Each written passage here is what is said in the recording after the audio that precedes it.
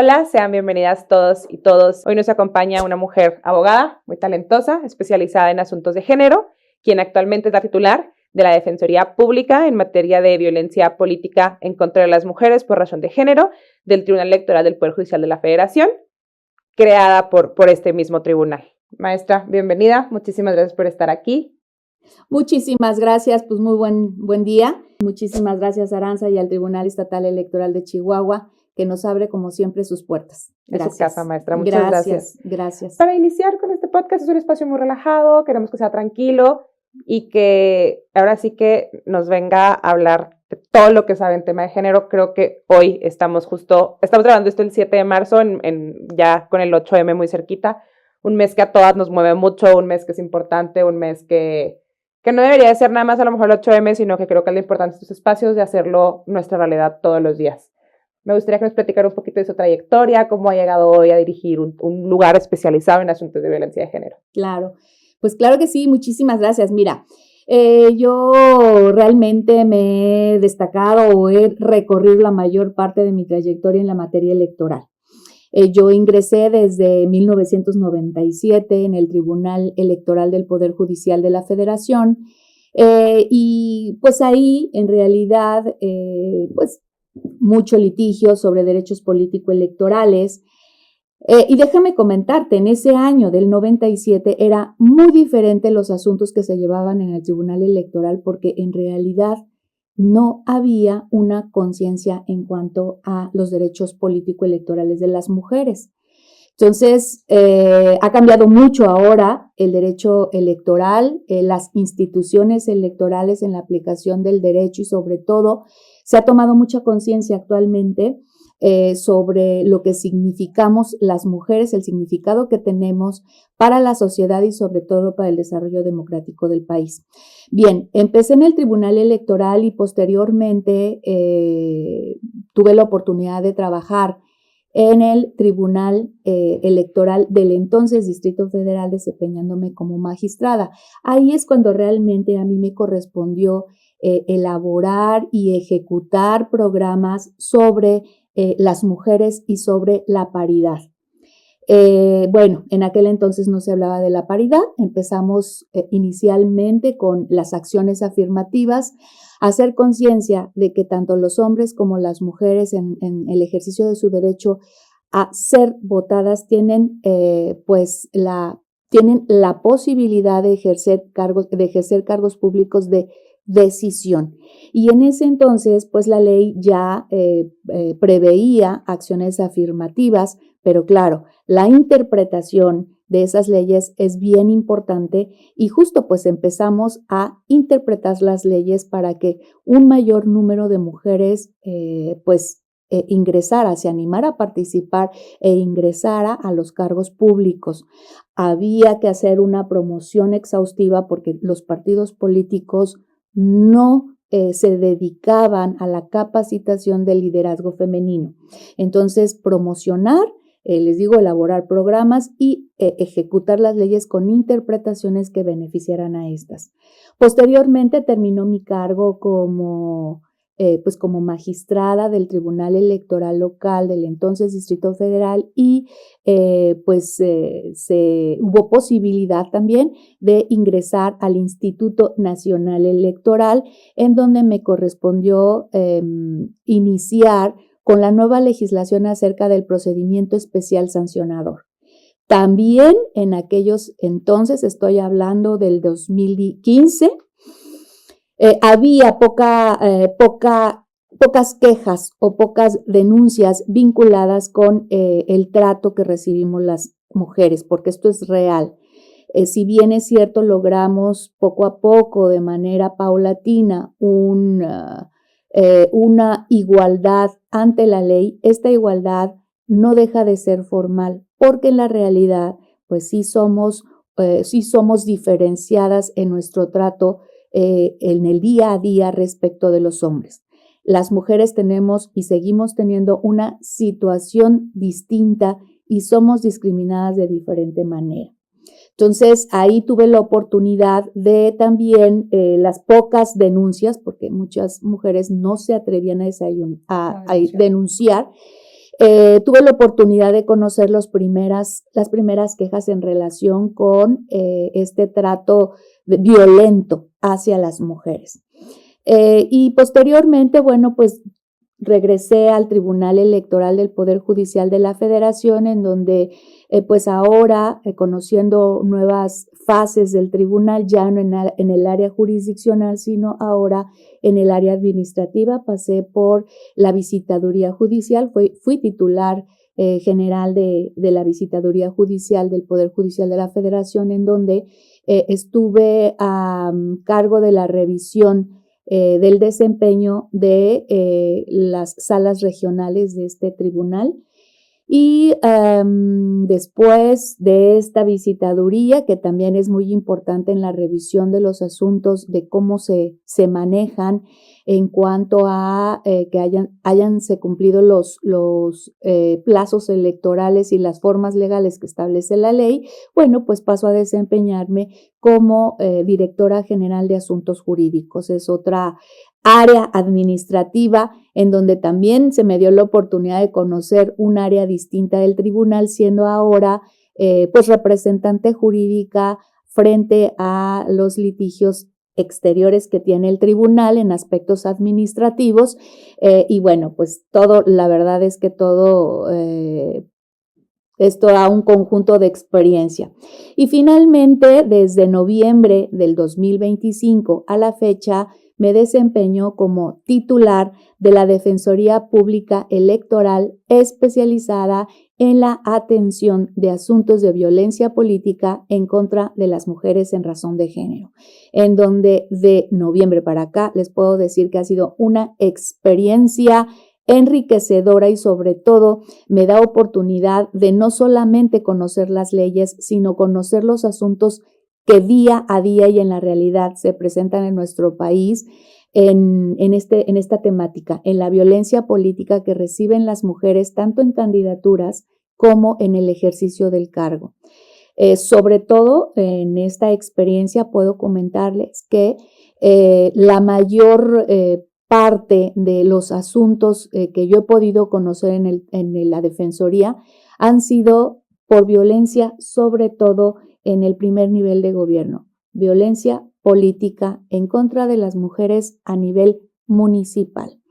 Y es muy sintomático el que la mayor parte provenga de este ámbito, porque realmente nos estamos dando cuenta que es en las comunidades pequeñas, sobre todo en donde las mujeres están recibiendo pues tratos discriminatorios y hasta violentos por ejercer sus derechos ya en la toma de decisiones. Es lo que puedo comentarte. Híjole, qué Aranza. Gracias. Qué increíble trayectoria. Yo tenía el gusto de conocerla, pero no sabía de todo lo que había hecho. Qué increíble, qué maravilloso. Y dentro de todo esto, me gustaría mucho que nos platicara, creo que hay todavía esta creencia en cierto sector de la población en México, estructuralmente, del de decir, ¿por qué en razón de género? O sea, porque hay gente que dice, no, es que no tiene nada que ver la condición de ser mujer con el trato, o no tiene nada que ver, quizás un hombre también se lo hubieran hecho. ¿Cómo, qué nos puede platicar de eso? ¿Qué respuesta hay en decir, no, sí es un tema de género, o sea, sí es un tema que nos pasa a nosotras, que tiene un impacto muchísimo más grande en nosotras, claro, y que somos más propensas incluso a veces a estar en esas situaciones de desventaja? Sí, mira, puedo comentarte, a ver, voy a empezar un poquito hacia atrás de cómo estimo y advierto yo las cosas cuando las mujeres son violentadas en el ejercicio de sus cargos. Iniciamos con las acciones afirmativas en donde determinados espacios eran respetados para las mujeres, tenían que ser mujeres únicamente en candidaturas. Posteriormente el criterio fue, no nada más en candidaturas, sino el derecho a ser votada, no nada más incluye el derecho de estar como candidata, sino también el derecho de acceso al cargo. Y luego, una fase más, o sea, una tercera fase es no nada más en su acceso al derecho al cargo, sino también el derecho a ser votada implica la protección de que las mujeres en el ejercicio del cargo cuenten con las condiciones para precisamente poder ejercer el cargo en condiciones totalmente iguales o de igualdad para con los demás integrantes de los órganos de representación. En este último caso, bueno, pues, ¿qué es lo que pasa ahora? Si llegamos con acciones afirmativas, después llegamos a un estado de igualdad en donde ya 50% de los espacios públicos corresponde a los hombres y el 50% a las mujeres. Cuando entran a los órganos de representación, estos 50% de mujeres por disposición legal y constitucional, es cuando nos enfrentamos al tema de, ok, en los órganos de representación política, igual número de hombres e igual número de mujeres.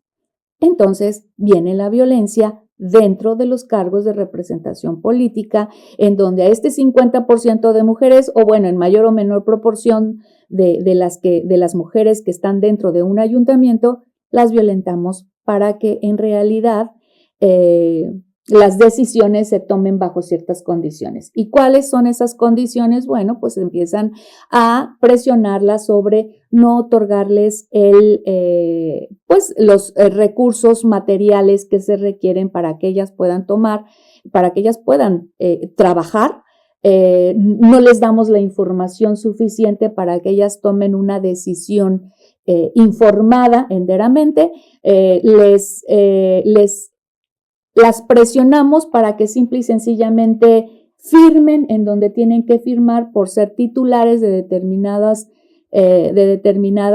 funciones, y es como empieza la violencia. Y claro que llegan a grados mayores de violencia física y hasta de violencia psicológica, en el sentido de si tú no firmas aquí o no firmas como yo quiero que tú firmes, entonces te amenazamos. Sabemos dónde vives, sabemos dónde vive tu familia, sabemos a qué hora salen tus hijos de la escuela, etc.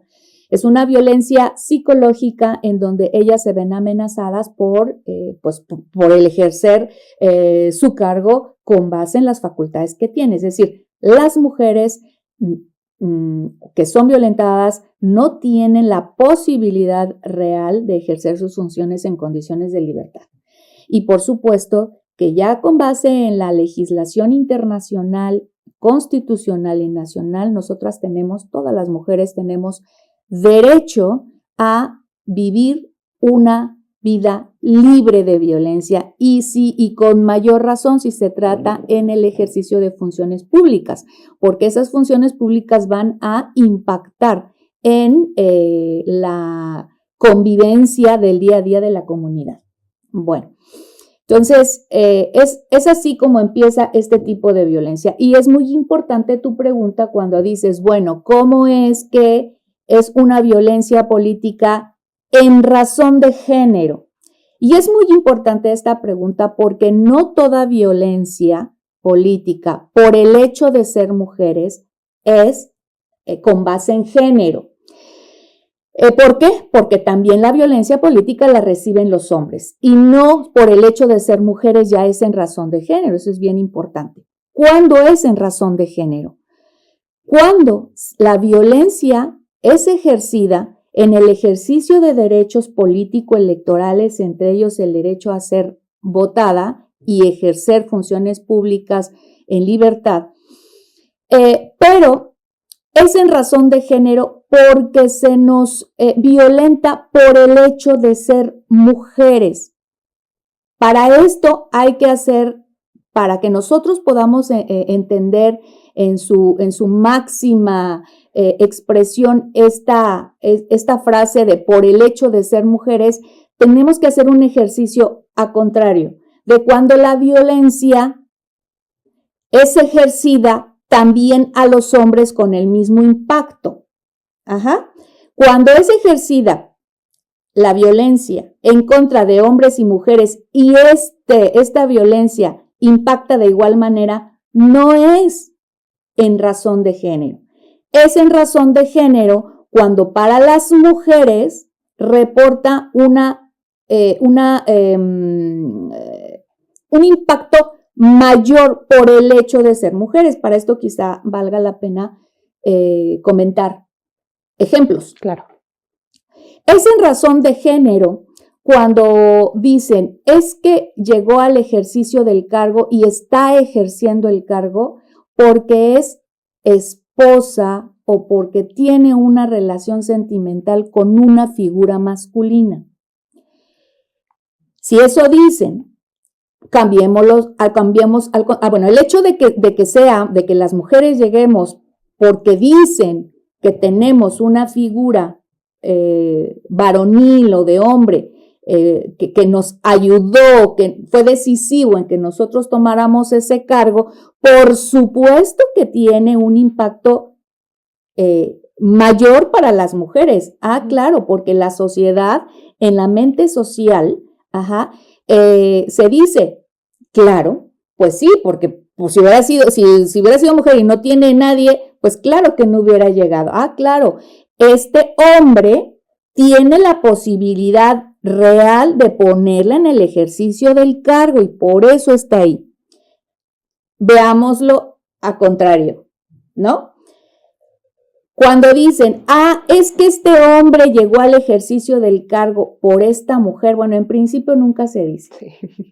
Y en segundo, si se llega a decir, la mente social dice, esto no es así. O sea, el hecho de que las mujeres tengan la capacidad para que un hombre esté adelante de un cargo, esto no es así, pero sí al contrario. Uh-huh. Y eso es por ser, o sea, entonces ahí sí podemos ver, me parece, cuando es una violencia política en razón de género, porque las mujeres recibimos un impacto diferenciado en relación con los hombres en este tipo de violencia. Sí. No sé si fui suficientemente explícita. Sí, a mí me encantó me quedó muy claro, a mí me encantó la explicación. Sí. ¿A nuestro público le quedó bien todo? Bueno, y justo siguiendo esta misma línea del tema del género, creo que es muy importante hoy, que estamos a literal así un brinquito del 8M, escuchar qué nos dice Aide Macedo del 8M, qué hay detrás, porque sí. Creo que yo la primera vez que marché, a mí la energía se me hizo una cosa inexplicable. Sí. Entonces, creo que es muy importante, nombrar, visibilizar, y 3, creo que es también muy importante expresar respecto al claro. Al tema. Sí, mira, el 8 de marzo para mí es un día en donde no hay nada que festejar, en que desafortunadamente no hay nada que festejar. El 8 de marzo no es un día para que nos honre a las mujeres. El 8 de marzo, el 8 de marzo sirve para nosotros reflexionar sobre cuál es la posición de las mujeres actualmente en México y en el mundo. En el sentido de que todavía no logramos una igualdad material que en la realidad nos ponga en la misma posición que los hombres. Entonces, es un día que nos debe servir para reflexionar en términos de que todavía no estamos en una reivindicación total de derecho hacia el trato que reciben las mujeres. Y en ese sentido, sí es un día de protesta, sobre todo de protesta en que hay miles de mujeres que siguen siendo asesinadas por el hecho de ser mujeres. Es un día en que miles de mujeres reciben un trato muy violento en sus hogares. Las niñas son objeto de violencia física, sexual y sobre todo de violencia, de un trato discriminatorio hacia ellas. No es un día de festejo, no es un día en el que nosotras, las mujeres, tengamos que estar orgullosas de este día, porque todo lo que significa, todo lo que envuelve es todo lo contrario de un día de enviarnos flores, de recibir una felicitación por el hecho de ser mujeres, porque el hecho de ser mujeres para nosotros no ha sido una cuestión de festejo en relación con los hombres.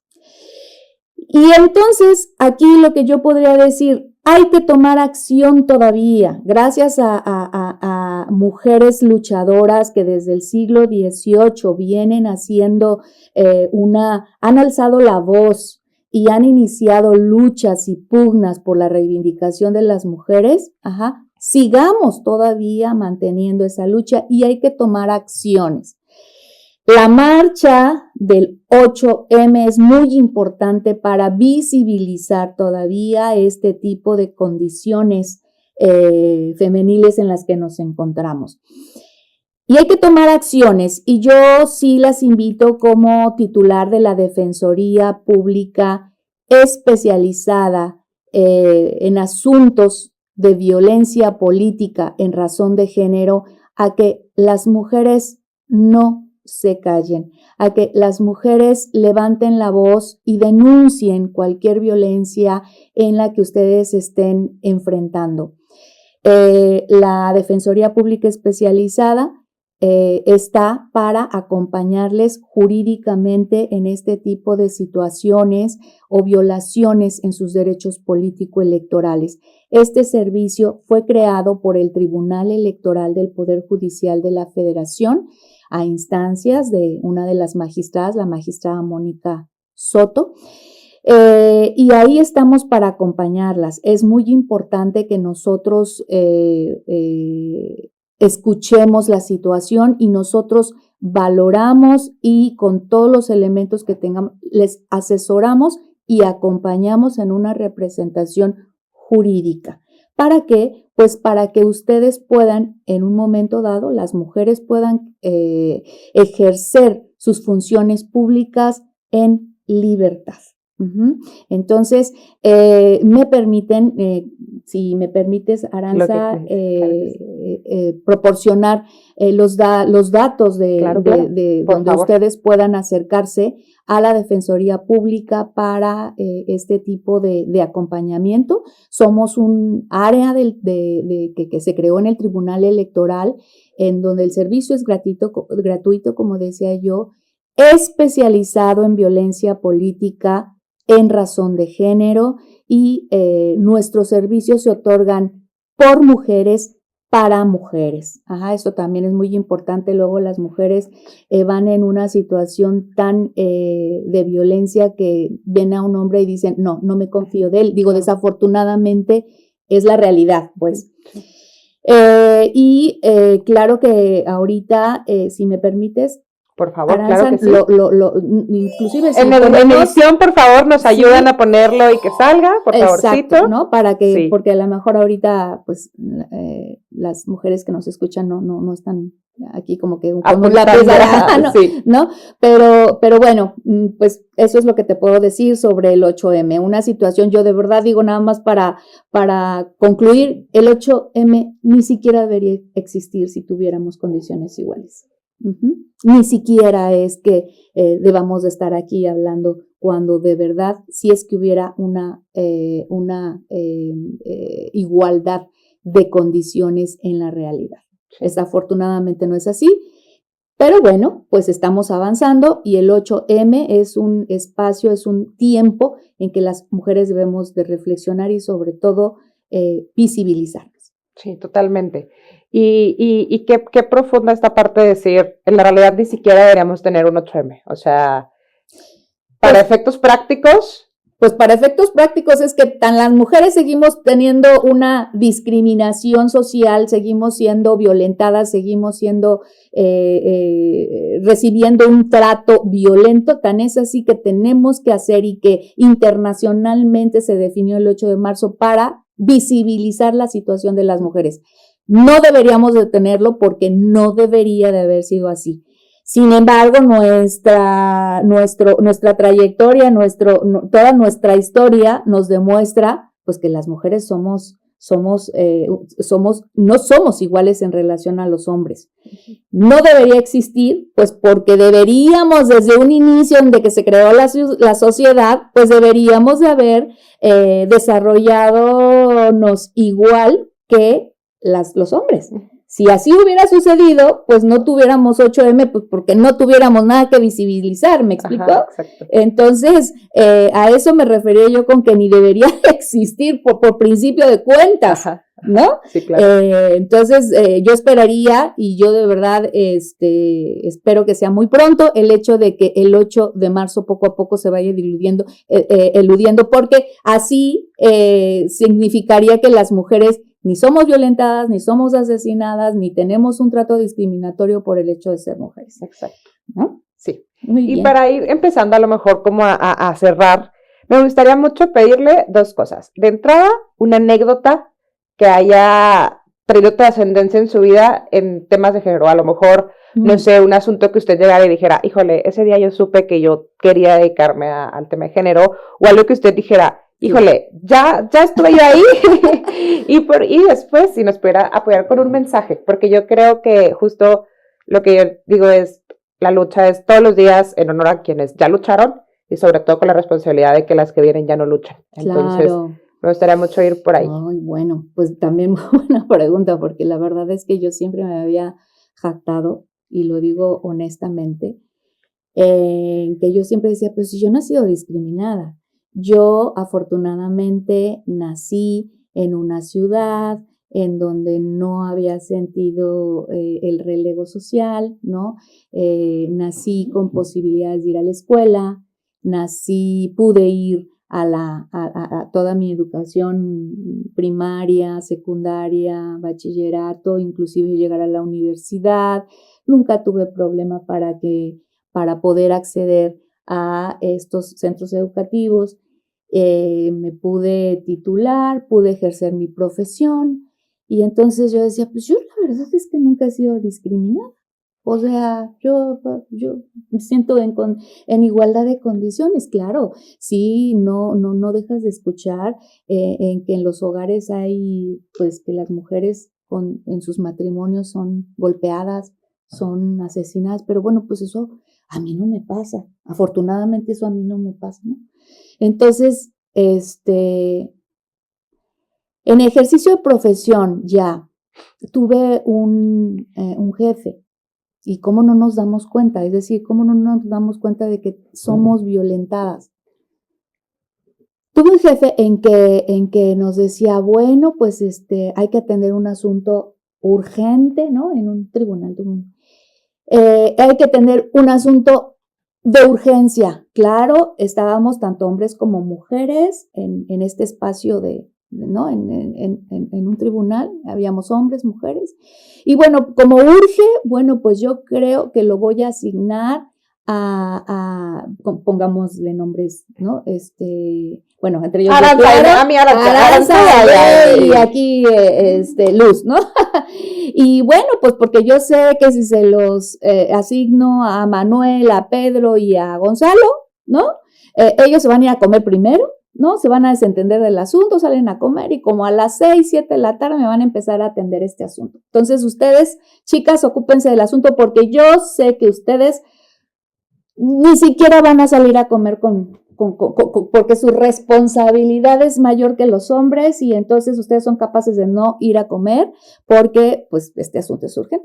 O sea, eso nos decía el jefe, ya posteriori, nos dijo, o sea, se les asigna a ustedes. Ya después nos dijo, es que yo sabía que este asunto iba a salir así, porque las mujeres ni siquiera es tan alta su responsabilidad que ni siquiera salen a comer. Ajá. ¿No? Y sí, es cierto, o sea, no salimos a comer así como tal cual lo narró. No salimos a comer porque es un asunto urgente, nos dijo que es un asunto y tiene que salir porque este asunto tiene que salir dada la urgencia. Y ya, entonces después nos platica nuestro jefe, pues claro, yo sabía que este asunto urgente para las chicas, ¿no? Para las abogadas jóvenes que están aquí, y entonces yo reflexioné y dije, ok, esto es una violencia simbólica. Sí, de verdad, es una violencia simbólica. ¿Por qué? Porque ya trae bueno, ay, mi querida, ya trae, hay que ponerle un clip. No, pero es que era la época, te digo también, o sea, no había una conciencia de hombres y mujeres y el trato que tenemos las mujeres, sino que era la sociedad en general, que ni siquiera las mujeres nos percibíamos en una situación distinta. No, ni siquiera nos deteníamos a cuestionar ni la situación. Exacto, entonces decía, es que yo sé que las mujeres son mayor responsables que los hombres y me gusta tener un equipo también de mujeres porque son más. Yo dije, es que esto es una violencia simbólica, trae ya un prejuicio que ni siquiera él es consciente de que esto trae un prejuicio en que las mujeres somos más responsables, tenemos, es decir, reaccionamos al trabajo de diferente manera a los hombres. Ajá. Porque a los hombres, pues, se sienten más confiados, ¿no? Siempre son más relajados y entonces, que la copita y a ellos sí se les permite. ¿Por qué? Pues porque no los cuestionan socialmente, ¿no? Pues es lo normal que los hombres salgan a comer, se tomen la copita, brinden, ¿no? Entonces, pues ya después regresan a trabajar y ya. Y nosotras no, nosotras somos diferentes porque, pues, nosotras normalmente no nos vamos a la copita, no nos vamos al bar, no nos vamos, ¿no? Entonces, yo decía, esto es violencia simbólica, esto es violencia, o sea, no tuvo por qué habernos dado un trato diferenciado con esta cuestión de que los hombres se van a comer y no pasa nada, y las mujeres si se van a comer frente a un asunto urgente, pues se nos está reprochando. ¿Cómo? Pues si tenían un asunto urgente, ¿no? Entonces, ahí es cuando yo digo, entonces voy a hacer una reflexión partiendo de esta violencia, voy entonces a retroceder y sí te das cuenta que sí he sido violentada, a lo mejor y gracias a Dios no físicamente, no, pero otro tipo de violencia sí las he recibido, ¿no? Entonces, pues esta es muy clara en el ámbito laboral. Maestra, ¿y no cree que también atienda mucho esto que las mujeres no salimos ni a comer por sacar el trabajo? Porque yo considero, y es mi opinión muy personal, que a las mujeres siempre nos ha tocado esforzarnos el doble, el triple, el cuádruple. O sea, ganarnos los lugares, ganarnos el espacio, el llegar a una mesa, el llegar a un lugar. Creo que siempre nos toca dar el doble, el triple o el cuádruple que los hombres, ¿no? ¿No cree que también esto atienda mucho a esa parte de decir, híjole, pues cómo voy a comer si tengo aquí y me están depositando esta responsabilidad? Totalmente. ¿Por qué? Porque nosotros las mujeres para ser reconocidas tenemos que hacer el doble o el triple de esfuerzo en relación con los hombres para poder ser visibilizadas, para estar en las mismas condiciones de valoración profesional y laboral que los hombres. Claro, las mujeres que en ocasiones, bueno, más bien no que en ocasiones, sino por motivos por motivos sociales y familiares, las mujeres estamos encargadas de los hijos, estamos encargadas de la salud de la familia. Llegan después de haber cumplido con su jornada profesional laboral, van a su casa y tienen que atender el súper, tienen que atender si tienen una persona que les apoya, qué hizo y qué no hizo para que la casa se mantenga en orden. Cuestiones que a un hombre pues no se les exige. ¿Por qué? Pues porque los hombres llegan y pues ven todo aseado, ven todo, ¿no? En orden en la casa, los niños ya hicieron la tarea, ya poco se ocupan ni de los niños ni de cómo está. Ellos nada más, me parece, ya llegan a su casa con todo en orden, pijamita y ya la recámara aseada y a dormir y todo, ¿no? O sea, a los hombres no se les exige y las mujeres sí tienen que cumplir también ese rol. Exacto. Y si además el niño está enfermo, pues son las mujeres normalmente en que tienen que atender al doctor y los medicamentos y que tome sus medicamentos, ¿no? Entonces, me parece que sí es doble trabajo. Uno visible, otro no visible, y que finalmente pues son situaciones que me parece ha beneficiado socialmente a lo largo de los años a los hombres. Y la historia lo dice, la historia es muy explícita en decirnos pues cuántos premios y reconocimientos reciben los hombres porque han destacado en las letras, han destacado en la tecnología, han destacado en la ciencia. en comparación con las mujeres, que somos pocas, porque las mujeres tenemos otro rol. Sí. Y desafortunadamente. Justo eso también quería de la parte en la que, justo ahorita que decía de que el jefe dijo, ay, no van a irse ni a comer. Híjole, no me quiero ni imaginar el sentir a lo mejor de mí, si yo hubiera tenido un hijo, en ese momento decir, híjole, no me puedo ni salir a atender a mi hijo porque ya me quedó esto aquí y tengo que cumplir con mi trabajo y ni modo de hablarle al papá del niño para que lo atienda porque... Eso seguramente pasó. En mi caso personal, no, pero ¿qué pasó? No, hombre. O sea, yo en ese momento dije, ay, jefe, pues o sea, inconscientemente, digo, no lo externé, pero lo pensé, jefe, muchísimas gracias porque estás confiando en mí, ¿no? O sea, me estás dando tu reconocimiento de que confías en mí y en mis compañeras, porque vamos a sacar este asunto, ¿no? Y obviamente de la mejor manera, ¿no? Entonces yo hasta contenta, así como que wow, o sea, yo estaba hasta emocionada, ¿no? Ya después dices, pero después dije, ay, qué absurdo, o sea, porque no nos damos cuenta, tenemos tan inconscientemente plantados en nosotros la idea de los roles de mujeres y hombres y el trato de mujeres y hombres que no nos damos cuenta, no percibimos. Antes, desafortunadamente, se decía, las mamás a las hijas, cuando se quejaban las hijas, es que mi esposo me golpeó, ay, mijita, pues es que esto es así, pues, ¿qué esperabas, no? O hay, pues sé que mi esposo anda con otra persona, ay, hija, pues aguántate, tú eres la esposa.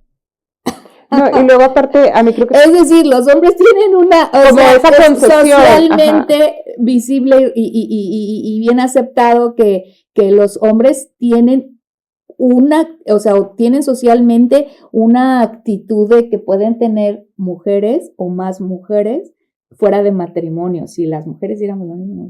No, imagínate. No, nosotros sí, nosotras somos socialmente rechazadas por tener relaciones, ¿no? Que no debe ser, pues, pero es que son ejemplos que se ven día a día, ¿no? Ajá. Y este tema creo que lo que se me quedó mucho fue de niñas, porque a mí me lo iban a decir, el cabello es más bonita. No, bueno, sí, claro. Que hay... de las niñas, ¿no? Ajá, no, cabello es bonita. Y sentadita y sonriendo. Sí, y las niñas obviamente tenemos que sentarnos así, porque si te sientas de determinada otra manera con una postura diferente, pues no, porque pues no es bien visto. Las niñas tienen que tener un comportamiento especial y además no debes decir que no y además debes de jugar juegos que no sean muy violentos, muy agresivos, porque eres niña, ¿no? Los niños pues sí pueden correr aquí y allá y todo, y además cuando somos adolescentes, ¿no? Los niños sí pueden ir, o sea, los jóvenes sí pueden ir a las fiestas. O sea, en mi casa a mi hermano no le decían, no tenía una hora de llegada, ¿no? Como para las mujeres sí se nos imponía, a ver, pues a las 10 estás de regreso. Y yo decía, ¿y por qué a mi hermano no le ponen algún límite? Y yo sí, ¿no? O bueno, oye, mamá, a las 10 pues apenas va empezando la fiesta. Apenas se está poniendo padre la fiesta a las 10. Está empezando, ¿no? No, bueno, está bien a las 12. Bueno, y mi hermano, pues no, ni se preocupaba, pues. O sea, digo, sí se preocupaba, pero no en la misma medida, porque a nosotros nos tienen que cuidar. No, a nosotros nos tienen que cuidar, a los hombres no. Y es un trato, pues sí, diferenciado, ¿no? Entonces, totalmente. Y además lo veíamos, bueno, es decir, a lo mejor te rebelabas, pero socialmente, pues es que así era. Socialmente era la normalidad. Era la normalidad, ¿no? O va tu hermano contigo. Ajá. O sea, te dejo ir a la fiesta, pero que vaya tu hermano contigo, ¿no? O sea, porque, o sea, el hecho de que tuvieran que cuidarme, yo lo veía y preguntaba por qué, pero finalmente también lo aceptaba. ¿No? O sea, finalmente, pues así te lo decían y también, ¿por qué? Pues porque siempre me crecí con la idea de que yo tenía que ser cuidada. Yo tenía que ser cuidada, o por mi mamá, o por mi abuela, o por mi hermano. ¿No? Entonces, pues, es lo que te puedo decir. ¿Y qué mensaje tiene Aide, la maestra Aide Macedo, para todas, para todos y de allá afuera que nos están viendo? Primero, 8 de marzo, momento de reflexión, momento de alzar la voz, momento de en conjunto visibilizarnos, porque las mujeres tenemos que tener una sororidad entre nosotras mismas, una solidaridad femenina. Y esto que tampoco se traduzca en una lucha en contra de los hombres. Claro, tenemos que tener el apoyo de los hombres para que la igualdad entre hombres y mujeres sea una realidad. Si no tenemos el acompañamiento de los hombres, vamos, esto va a ser muchísimo más difícil. Afortunadamente hay muchos hombres que sí tienen conciencia, y sobre todo las generaciones pues más recientes, de más jóvenes, ya están creciendo con una conciencia distinta en cuanto a hombres y mujeres, y eso me da mucho gusto. La Defensoría Pública Electoral, especializada en la atención de asuntos de violencia política en contra de las mujeres por razón de género, está para apoyarlas, acompañarlas, orientarlas, asesorarlas y tomar la representación jurídica de aquellas personas que se encuentran, mujeres que se encuentran en el ejercicio del cargo público, de un cargo público, y que nuestro servicio es proporcionado por mujeres, para mujeres especialistas en este tipo de casos, y sobre todo el servicio es gratuito. Muy bien. Muchas gracias. Muchas gracias a usted, maestra. Gracias por estar aquí y esperamos que nos acompañen pronto otra vez. Gracias. Gracias.